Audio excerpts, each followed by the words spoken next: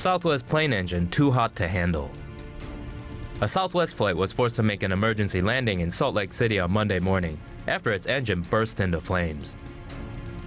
Southwest Flight 604 took off from Salt Lake on its way to LAX.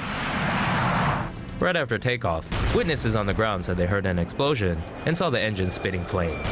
That's always a good sign. Luckily, the pilots were alerted about the flaming wind.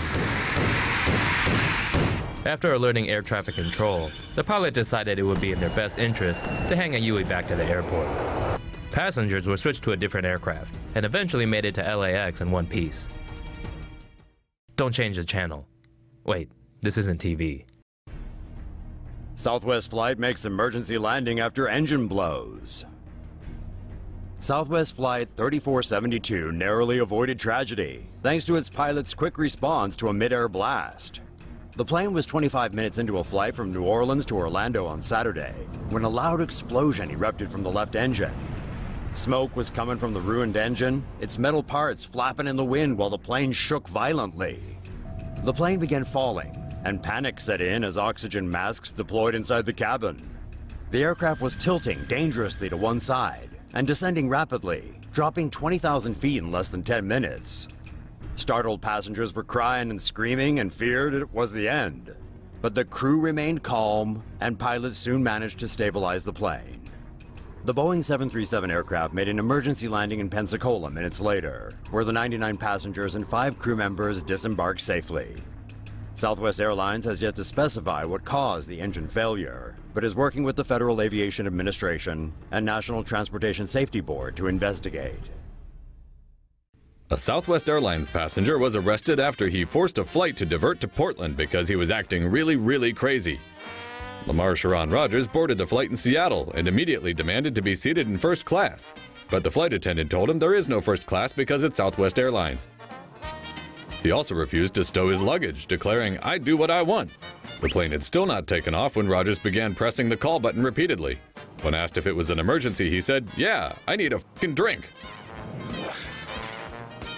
He continued pressing the call button, cursing and demanding alcohol all the way through takeoff until the plane was at cruising altitude.